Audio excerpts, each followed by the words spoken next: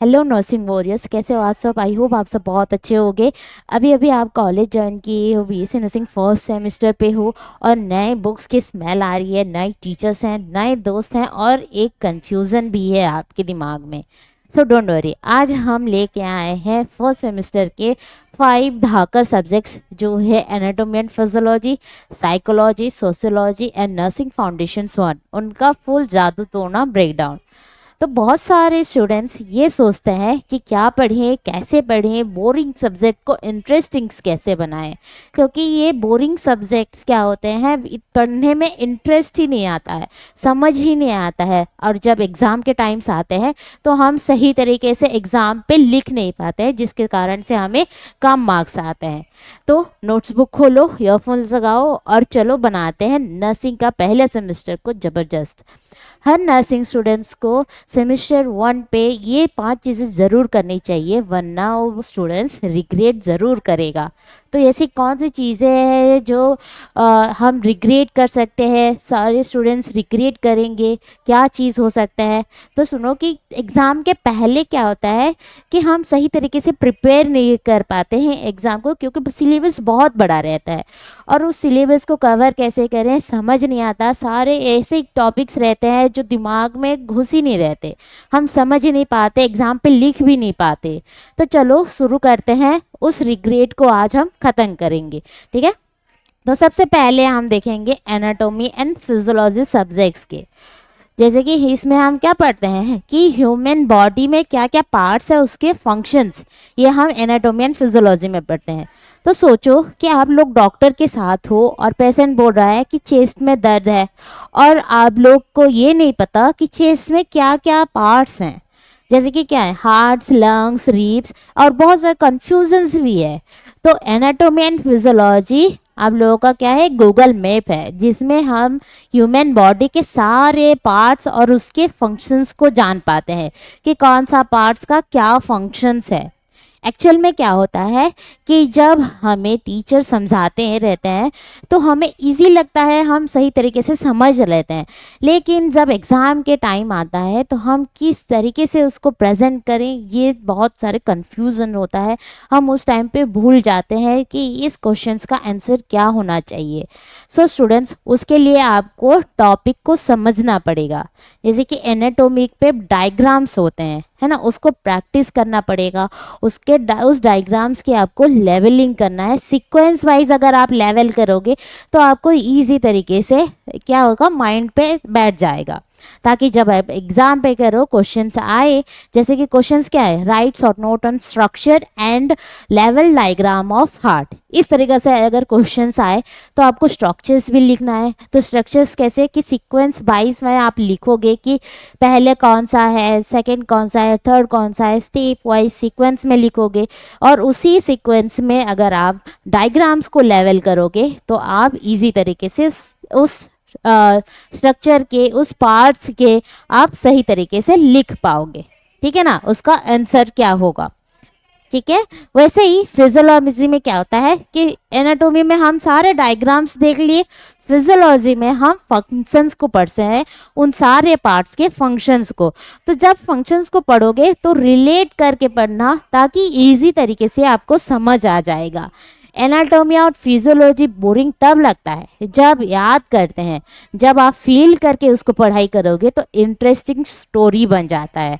तो यहाँ पे वो 5 ट्रिक्स है, क्या क्या है कि प्रैक्टिस डायग्राम्स डेली। आपको डायग्राम्स, जितने भी पार्ट्स के डायग्राम्स हैं, सारे डायग्राम्स को आपको डेली प्रैक्टिस करना चाहिए, और उसके लेवलिंग्स। नेक्स्ट क्या है, make a story to understand. अभी जस्ट बताइए कि जो फंक्शंस है, फंक्शंस याद नहीं होते, स्ट्रक्चर्स याद नहीं होते कि क्या क्या लिखना है, तो उसको एक सीक्वेंस में हो या फिर एक स्टोरी बनाओ और स्टोरी की तरह से समझो कि किसके पहले क्या होगा और बाद में क्या होगा। अगर आप स्टोरी बनाओगे तो आप सही तरीके से समझ जाओगे और आप एग्जाम में प्रेजेंट कर पाओगे। नेक्स्ट क्या है, try to understand not just remember. आपको रट्टा नहीं मानना है, हर एक टॉपिक को अपने नज़रिए से, अपने लैंग्वेज से समझो और उसको एग्जाम्स पे लिखो। नेक्स्ट क्या है, learn system wise not chapter wise, क्योंकि आप देख रहे हो कि सिलेबस में बहुत सारे सिस्टम्स जो हैं, सारे सिस्टम्स आगे पीछे हैं, है ना, चैप्टर्स में। तो आपको क्या करना है, आप ऊपर से लेके नीचे तक आपको सिस्टम वाइज लेके जाना है। और सिस्टम वाइज अगर आप पढ़ाई करोगे तो पहले क्या होगा, सेकंड पार्ट क्या है, थर्ड पार्ट क्या है, उसी तरीके से आप एग्जाम पे भी क्लियर तरीके से लिख लोगे। आप चैप्टर वाइज कॉलेज में पढ़ाई कर रहे हैं, पढ़ो, लेकिन जब आप खुद पढ़ाई कर रहे हो तब आपको क्या करना है कि सिस्टम वाइज पढ़ाई करो, ताकि आप इजीली समझ जाओगे, लिख पाओगे। ठीक है। नेक्स्ट क्या है, make short notes on with headings. आप जब कोई भी चीज़ लिख रहे हो, ठीक है, जैसे कि आप लिख रहे हो स्ट्रक्चर्स, तो स्ट्रक्चर्स में पहला पार्ट क्या है, उसका हेडिंग, उसके बाद आप डिस्क्रिप्शंस, ठीक है, सारी चीज़ें आपको हेडिंग के साथ विथ डिस्क्रिप्शन। और जब डिस्क्रिप्शंस लिख रहे हो तो उसको पॉइंट वाइज लिखो। ये ट्रिक्स है एनाटॉमी एंड फिजियोलॉजी का, हो गया। ठीक है, अब आगे बढ़ते हैं सोशियोलॉजी एंड साइकोलॉजी पे। तो साइकोलॉजी सब्जेक्ट्स, भाई ये कैसे साइकोलॉजी सब्जेक्ट्स है ना, ये सोच रहे हो। तो साइकोलॉजी के ऐसे सब्जेक्ट है जो आप लोग को सिखाता है कि पेशेंट के इमोशंस और बिहेवियर को समझना, कि पेशेंट का क्या बिहेवियर है, इमोशंस क्या है। नर्सिंग में सिर्फ दवा देने से काफ़ी नहीं होता है, तो आप लोगों को पेशेंट के मन का हाल भी समझना पड़ता है। बच्चा इंजेक्शन से रो रहा है तो साइकोलॉजी सिखाता है कि उसकी एज के हिसाब से उसे कैसे हैंडल करना है। अगर मान लो कि दादा दादी लोग हैं, है ना, और वो लोग डिप्रेस हैं, तो आपको ये समझना है, ये पता लगाना है कि वो लोग डिप्रेस क्यों हैं, उनका इमोशनल सपोर्ट क्या है, और उसका जानने के बाद आपको उनको इमोशनल सपोर्ट भी करना है। सो ऐसे ही आप लोगों को ये पता लगेगा कि साइकोलॉजी हमें इमोशंस और बिहेवियर को समझने में हेल्प करता है ना, जैसे कि एंजाइटी, फियर, डिप्रेशन जैसे सिम्टम्स को समझना, हर एज ग्रुप के पेशेंट को सही तरीके से डील करना, कम्युनिकेशंस को एम्पैथेटिक बनाना, ये सारी चीज़ें हमें साइकोलॉजी में मिलती है। अब माइंड पे ये आएगा कि इसको पढ़ें कैसे, पढ़ाई कैसे करें, क्योंकि ये तो बहुत थ्योरी है, थ्योरी को याद कैसे करें। तो ये थ्योरी को याद नहीं, उसको समझो, रियल लाइफ कैसे, मतलब रियल लाइफ के साथ आप कनेक्ट करो चीज़ों को, टॉपिक्स को, ताकि आप इजी तरीके से समझ पाओगे, है ना।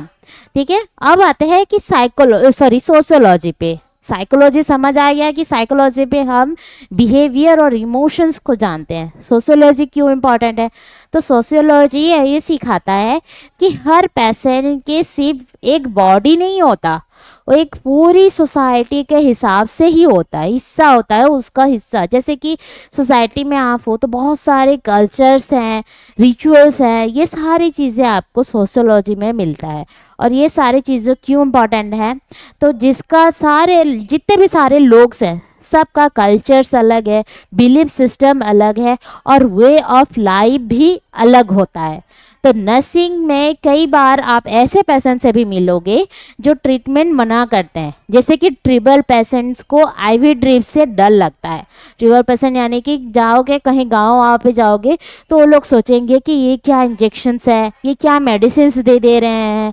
अगर कोई लेडी घर पे है उनको उतना पता नहीं रहता है। अगर आप जाओगे, है ना, कम्युनिटी जो है, कम्युनिटी भी अगर जाओगे तो आप कोई भी मेडिसिन दोगे तो आप, वो लोग क्या करते हैं कि पहले फैमिली से परमिशंस लेते हैं, उसके बाद वो मेडिसिन लेंगे या फिर खाएंगे। या फिर बहुत सारे ऐसे लोग हैं तो मेडिसिन ले लेंगे, बीमारी उनको है और मेडिसिन ले लेंगे, लेकिन उसको फेंक देंगे क्योंकि आपके ऊपर बिलीव नहीं है, उनका ट्रस्ट नहीं है। ये सब आप तभी हैंडल कर सकते हो जब सोसाइटी और कल्चर को समझोगे, और ये तब होगा जब आप टॉपिक को रियल लाइफ के साथ रिलेट करके समझोगे। जैसे हर पेशेंट अलग कल्चर से आते हैं, उनका ड्रेसिंग स्टाइल्स अलग होता है, बात करने का तरीका अलग होता है, और हेल्थ के बारे में सोचने का नज़रिया भी अलग अलग होता है। उन सबको आपको नोटिस करना है। अगर कल्चर के रिलेट के क्वेश्चंस अगर आते हैं आपके पास, क्वेश्चंस में पूछे, एग्ज़ाम में पूछे कि कल्चर रिलेटेड कोई भी क्वेश्चंस आए तो आपको इजी तरीके से लिख पाओगे, क्योंकि आप रिलेट कर रहे हो उन सारे पेशेंट्स को, उन सारे जितने भी पीपल्स हैं, उनका जो बिहेवियर है, उनका जो ड्रेसिंग स्टाइल्स है, बात करने का तरीका है, उसको रिलेट करके आप समझ रहे हो, तभी आप एग्ज़ाम पे सही लिख पाओगे, है ना। तो चलो देखो कि ये सारे मतलब ट्रिक्स क्या है, समझते क्या है, लिखेंगे कैसे सोशियोलॉजी एंड साइकोलॉजी में, क्योंकि इसमें तो बहुत सारी थ्योरीज हैं, है ना, पूरे थ्योरीज भरे हुए हैं, लॉज भरे हुए हैं, ठीक है। तो सबसे पहले क्या है, यूज रियल लाइफ एग्जाम्पल्स। अब कोई भी टॉपिक्स पढ़ रहे हो तो उसको रियल लाइफ एग्जाम्पल्स के साथ रिलेट करो, और आप जब सर में लिख रहे हो तो आपको अगर हो रहा है, आपको अगर पता चल रहा है कि नहीं इस टॉपिक का ये एग्जाम्पल्स हो सकता है रियल लाइफ में, तो आप ज़रूर लिखो, क्योंकि एग्जामिनर्स को एग्जाम्पल्स भी बहुत अट्रैक्ट करते हैं, जिससे आपका मार्क्स भी बढ़ सकता है, ठीक है। नेक्स्ट क्या है, make short notes of definitions. अगर कोई भी टॉपिक्स आपको पूछ रहा है, जैसे कि सोशल ग्रुप, ठीक है, तो सोशल ग्रुप्स का आपका डेफिनेशंस को रट्टा नहीं माना, उसको सही तरीके से लिखो, है ना। एक ऐसे सेंटेंस में बनाओ, इजी सेंटेंस हो, लेकिन आपको जो डेफिनेशंस है वो एक्यूरेट होना चाहिए। अगर आप रट्टा मार दोगे तो बीच में कुछ चीज़ें भूल जाओगे, नेक्स्ट ऐड कर दोगे, तो उससे आपका मार्क्स भी कट सकता है, ठीक है। तो आपको इजी तरीके से लिखना है सारे डेफिनेशंस को। नेक्स्ट क्या है, watch and learn. Watch and learn यहाँ पे क्या हो गया, तो आपके आसपास के जितने सारे लोग हैं उन सारे लोगों को ऑब्जर्व करो, उनको देखो, उनका बिहेवियर क्या है ना, क्या चल रहा है सोसाइटी में, कल्चर क्या है, सबका कल्चर कौन कौन सा है, कैसे वो लोग कर रहे हैं काम, ये सारी चीज़ को ऑब्जर्व करो और उसको सीखो, उससे सीखो और उसको आपके टॉपिक के साथ रिलेट करो, ठीक है। नेक्स्ट क्या है, रिवाइज विथ माइंड मैप्स। आप जब एंड टाइम आ रहा है, एग्ज़ाम के पहले आ रहा है, तो आप इसी तरीके से रिलेट कर करके पढ़ाई किए हो, ठीक है, तो आपको रिवाइज करना है माइंड पे ही। कैसे रिवाइज करोगे कि सबसे पहले क्या होगा, है ना, कौन सा कल्चर्स है, उन कल्चर्स के क्या क्या मतलब लोग हैं, वो कल्चर क्या मतलब ड्रेसिंग स्टाइल्स क्या है, बात करने का तरीका किस तरीके से बात करते हैं, उनके बिहेवियर क्या है, उनके एटीट्यूड क्या है ना, उनका मेमोरी क्या है, ये सारी चीज़ें आपको क्या करना है, रिवाइज करना है। नेक्स्ट क्या है, make answer in point voice. ये जरूर है, क्योंकि ये थ्योरी है, और थ्योरी को अगर आप पैराग्राफ्स पे लिख लोगे तो एग्जामिनर जो है वो बोरिंग हो जाएगा, देखेगा नहीं। अगर आप पॉइंट वाइज में हर एक पॉइंट आंसर को पॉइंट वाइज में लिखोगे तो सही होगा, और एग्जामिनर भी इंटरेस्ट देगा आपके आंसर पेपर को चेक करने में, ठीक है। तो ये हो गया सोशियोलॉजी एंड साइकोलॉजी। अब आए देखेंगे हम कि नर्सिंग के बेस सब्जेक्ट्स। तो क्या है, नर्सिंग फाउंडेशंस 1। नर्सिंग फाउंडेशन एक कोर सब्जेक्ट है जो एक नर्स की बेसिक नॉलेज, स्किल्स और एटीट्यूड को डेवलप करता है, और इस सब्जेक्ट में आपको हेल्थ और इलनेस का कंसेप्ट सिखाया जाता है, एडमिशन्स और डिस्चार्ज का प्रोसीजर क्या है, पेशेंट का केयर, जैसे कि बेसिक मेथड्स हैं, कौन कौन से बेसिक मेथड्स यूज़ होते हैं, तो बेड मेकिंग हो गया, हैंड वॉशिंग हो गया, वाइटल साइंस लेना, ये सब कुछ आपको नर्सिंग फाउंडेशन से ही सीखते हैं। यानी कि ये सब्जेक्ट्स आपके थियोरिटिकल नॉलेज के साथ साथ प्रैक्टिकल स्किल्स पर भी फोकस करता है।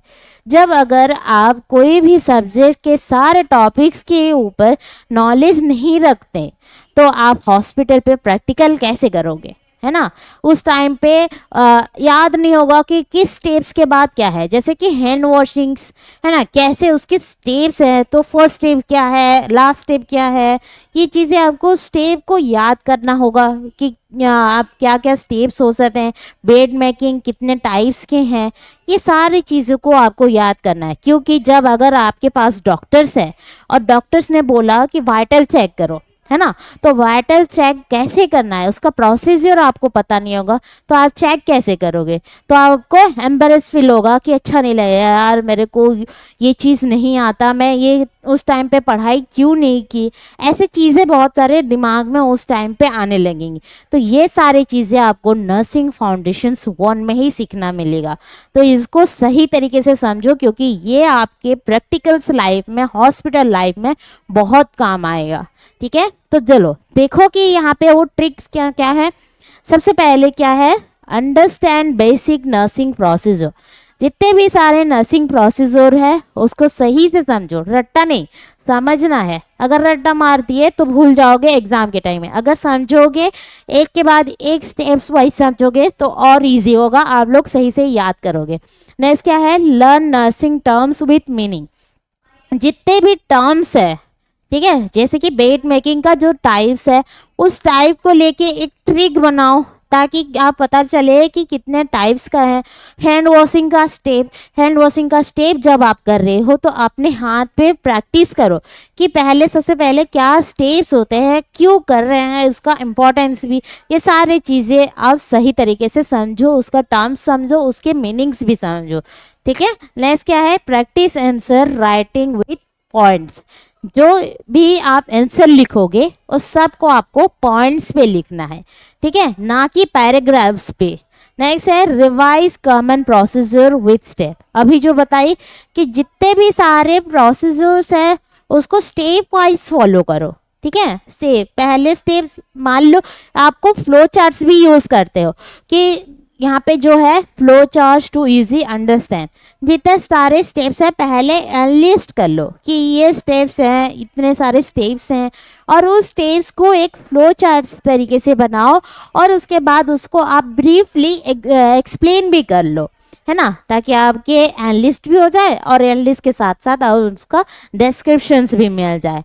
और इसी तरीके से अगर आप पढ़ाई करोगे तो आपका एग्जाम्स भी क्लियर हो जाएगा और आपको हर एक टॉपिक का आपके दिमाग में मतलब चीज़ें बैठ भी जाएंगी कि समझ आ जाएगा कि किस टॉपिक का आंसर क्या होना चाहिए। इसी तरीके से आप लोग को पढ़ाई करना है, क्योंकि इस प्रोसीजर्स में कन्फ्यूजन्स बहुत आते हैं और प्रोसीजर समझ नहीं आता है, तो स्टेप वाइज समझो, सारे डायग्राम्स का लेवलिंग और उसको प्रैक्टिस करना डेली, उसका फंक्शंस क्या है, ये सब को आपको क्या करना है, डेली के डेली प्रैक्टिस करना है। और हर एक आंसर का पैराग्राफ पे नहीं, पॉइंट वाइज लिखो, इजी तरीके से समझो। ठीक है, और इसी चीज़ को हम देखते लिए आप सारे फर्स्ट सेमेस्टर स्टूडेंट्स के लिए हम लेके आए हैं 360 एग्ज़ाम नोट्स, जो आपके एग्ज़ाम्स के पहले बहुत काम आने वाले हैं। ठीक है, तो इसमें आपको सारे टॉपिक्स भी मिल जाएंगे और उस वे पे, जिस वे पे आपको चाहिए उस वे पे हमें आंसर भी आपको इसमें मिल जाएगा। जो आंसर है पॉइंट वाइज और स्टेप्स है वो सारे आपको फ्लो चार्ट्स में मिल जाएंगे। ठीक है, तो इस बुक्स को आपको लेने के लिए क्या करना पड़ेगा, भूषण साइंस प्लस ऐप को डाउनलोड करना है और इस ऐप के अंदर जाके ये कोर्स को सर्च करना है। अगर आपको सैम्पल पीडीएफ भी चाहिए तो सैम्पल पीडीएफ भी आप देख सकते हो और उसके बाद ऑर्डर कर सकते हो। ठीक है, अगर इस प्रोसेस में नहीं हो रहा है तो हमारे स्टूडेंट्स हेल्पलाइन नंबर है जो है 8602802923 और 8329612923। इस नंबर पे कॉल करके आप इस बुक को ऑर्डर कर सकते हो या फिर आप सैम्पल पीडीएफ्स भी मंगा सकते हो और देख सकते हो। सो स्टूडेंट्स, अच्छे से पढ़ाई करो और एग्ज़ाम भी अच्छे से लिखो और टॉपर्स बनो। Thank you everyone, have a nice day.